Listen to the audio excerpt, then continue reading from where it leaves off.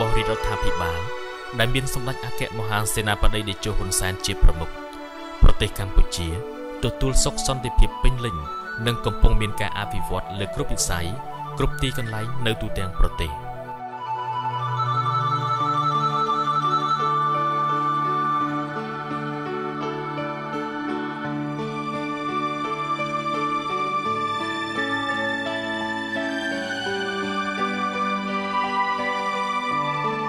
ជាក់ស្ដែងដូចជាខេត្តកំពង់ស្ពឺដោយមានការយកចិត្តទុកដាក់ពីសំណាក់រាជរដ្ឋាភិបាលថ្នាក់ដឹកនាំខេត្តដែលមានឯកឧត្តមកងហៀងអភិបាលនៃគណៈអភិបាលខេត្តនិងមន្ត្រីរាជការក្រមអាវ៉ាតបានធ្វើឲ្យខេត្តកំពង់ស្ពឺមានការអភិវឌ្ឍរីកចម្រើនជឿនលឿនជាទីមោទនភាពកំពង់ស្ពឺជាខេត្តមួយដែលស្ថិតនៅភាគខាងលិចរាជធានីភ្នំពេញចម្ងាយប្រមាណ48គីឡូម៉ែត្រដែលមានផ្ទៃដីចំនួន7017គីឡូម៉ែត្រក្រឡាដែលស្មើនឹងជាង696,000ហិកតាក្នុងនោះមានផ្ទៃដីកសិកម្មជាង123,000ហិកតា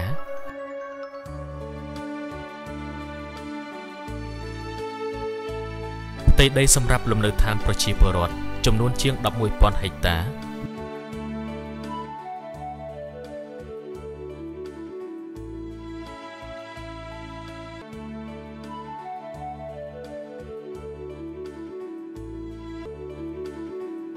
ដីព្រៃភ្នំសំណង់ធារាសាស្ត្រចំនួនជាង560,000ហិកតា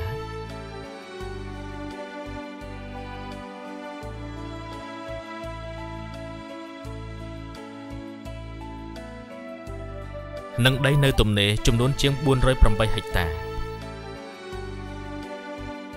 ខេត្តកំពង់ស្ពឺមានព្រំប្រទល់ខាងជើងជាងខាងកើតជាប់ជាមួយខេត្តកំពង់ឆ្នាំងនិងរាជធានីភ្នំពេញខាងត្បូងជាប់ជាមួយខេត្តកំពតខេត្តតាកែវ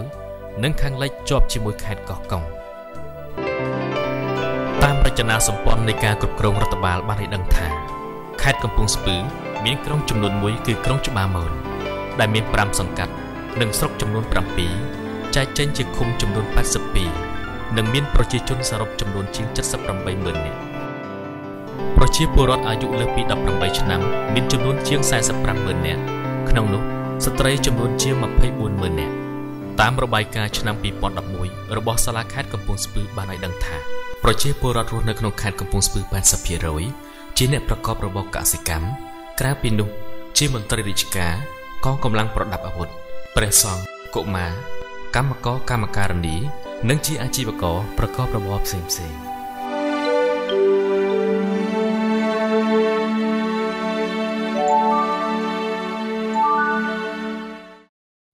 ចាប់ពីក្រោយថ្ងៃរំដោះ7មករា1979មកប្រជាជននិងថ្នាក់ដឹកនាំខេត្តកំពង់ស្ពឺនិងថ្នាក់ដឹកនាំនៅខេត្តមួយចំនួនទៀតនៅទូទាំងប្រទេសកម្ពុជាដែរបានតស៊ូរើបំរាស់ពីសេចក្តីអត់ឃ្លានគ្មានបាយហូបគ្មានសម្លៀកបំពាក់គ្មានអ្វីមានតែបាត់ដៃទទេនាំគ្នាខិតខំកសាងជាតិមាតុភូមិឡើងវិញរហូតមកដល់ពេលបច្ចុប្បន្ននេះ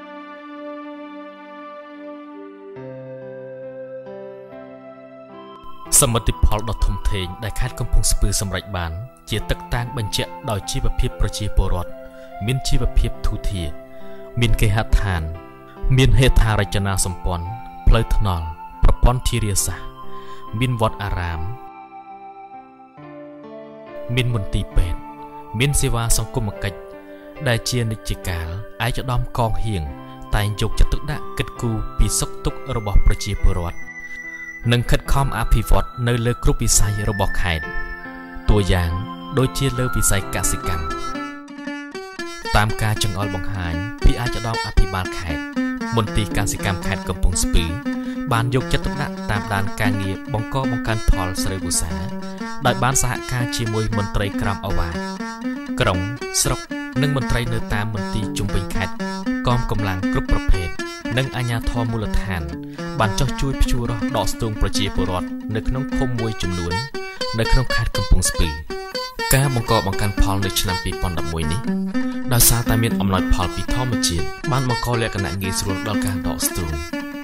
ប្រជាពលរដ្ឋនៅខេត្តកំពង់ស្ពឺធ្វើស្រែបានចំនួនជាង110,000ហិកតាហើយចុងឆ្នាំ2011នេះសម្រេចបានទិន្នផលស្រូវចំនួន4766តោន พอสระได้ประเชียบุรอดในขายกำปงสปือผลิตบานมันเตรียมสำหรับกดกุ้งชีวเพียบประเชียจนในขนมขายใต้ปนนกเตใต้อาจในซอนลุตะแคบเซมเซบานจำนวนใกล้10 ปอนด์ตาวน์หนึ่งลุตะกลางประเทศบานจำนวน70 ปอนด์ตาวน์ขนมวิชนามกลายปีการเสกรรมดำน้ำใส่ประเชียบุรอดในเลือตึกใดในขายกำปงสปือดองสมบูรณ์จีเจียดนี้บานขัดข้อมดำน้ำรวมซ้อมโดยจีบรรลัยบังกาหนึ่งดำน้ำกะเซอุตสาหกรรมบ้านจำนวนเชียง60 ปอนด์เฮกตาร์ได้บ้านโจร่วมวินิโยกโดยกรมหุนจำนวน14 กรมหุนหนึ่งประดาการเงี้ยดอลพลกรบ้านจำนวน6 ปอนด์เนี่ยขนมวิทไงจำนายไอการเงี้ยจุลพลในการจะจำสันคณะนักน้อมขายนักมนตรีจุ่มนี้บางยุคจะตุนักขนมการอบรมซับไซปีพิธีศาสตร์จำสันโกมอนตีจรุนังเฟื่อประพลวัปกรรมตุบสกัดบอดละมือจุลพลนังเฟื่อการเล่งกุนตรีดำใบบองการต้นนพลตรีสำหรับคนกุ้งชีวเพียบประจีจุนจำนวนสรุปได้บานปีการจิตจำสัตว์มีจำนวนเชียง140 เหรียญเหรียญการปีชนามปีปอนดับกันลองเตยเอาไว้ได้พิเศษเตยเตียดนู้คือแค่กำปงสปือตรึกบ้านเกดดังเจียตูเตยถาจีแค่ได้มีดำถนอดจานจิงเกในขนมประเทศกัมพูชีหายเกชมุดดอลลาร์ใบในสกอตถนอดกำปงสปือกำปงแต่สายพีแต่การปิดปบโลกพอกได้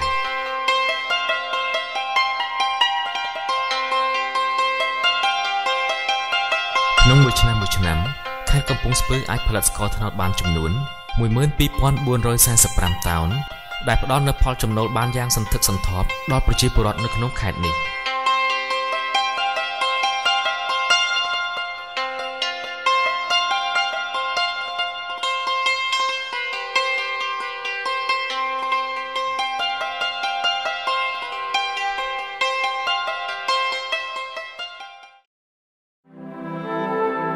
สันบาเกตเฟอร์ดำน้ำหมการแข่งกำปงสปือตามเพลย์จิตเล็กบุญดุเนื้อตามดองเพลย์เกนึกบันเคยรู้จักจิจรันกำปงแต่ดำเนินการผลิตผลสำหรับน้องเจนเนื่องสำหรับประป้าในขนมสดพองได้ตามระบายการระบบสลากแข่งกำปงสปือบ้านในดังท่าแข่งกำปงสปือมีโรงจักรอุตสาหกรรมทุนนึ่งมัดชุ่มจำนวน34 โรงจักรตัวเลขนี้บานการล้างจำนวน140%บาทเทียบ1 ชนามก่อนลองเตยหายบานพอดอลการเงียดอประเชียบุรอดจำนวนเชียงปรำปี12,329เนี่ยเกิดหมดดอลชมิตีมวยชนาม2011ตู้เตียงแขกมีมูลฐานโรงจักรสปกรรมจำนวน6,060 กันแรงขนมนุมีการผลิตเสบียงเพศเจ็ดน้ำจุดดำบานกัดเดย์สมเด็จบำเพ็ญผลิตภัณฑ์พิสไบผลิตภัณฑ์พิกรดากีมีนักอุตสาหกรรมไก่ชนายโลหะจิตนา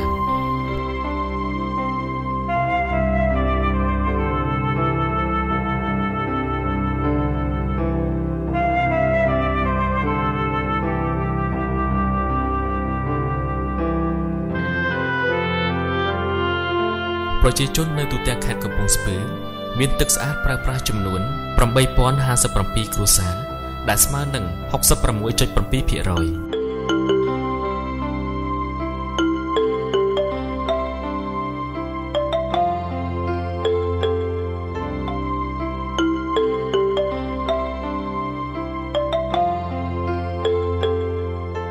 การกดกงอากาศนีในชั้นปีปอนดับมวยนี้มีกำลังพีดับใบเมกะวัตต์เติร์ดดับปรามเมกะวัตต์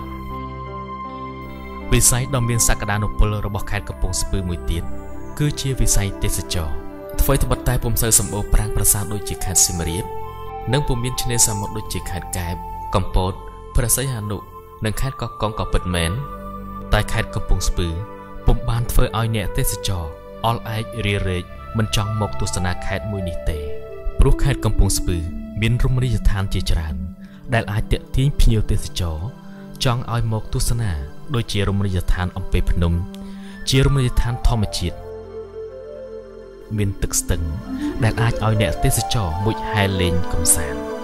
เจรุมริยทานได้มีพนมบินทมอสำหรับเอาเนเตสจอสรบยกจอลอากาศ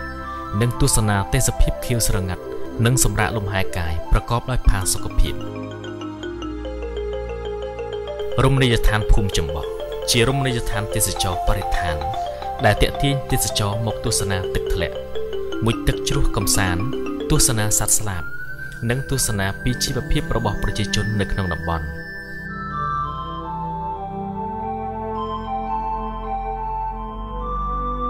ក្រៅពីរមណីយដ្ឋានទាំងនេះក៏នៅមានរមណីយដ្ឋានជាច្រើនទៀតដូចជារមណីយដ្ឋានបុរាណវិទ្យាភ្នំចាស់រមណីយដ្ឋានបុរាណវិទ្យាភ្នំព្រះរមណីយដ្ឋានតេទឹកពុះរមណីយដ្ឋានភ្នំព្រៃខ្មែររមណីយដ្ឋានសួនឧទ្យានគិរីរម្យនិងទីលានវាយកូនកូន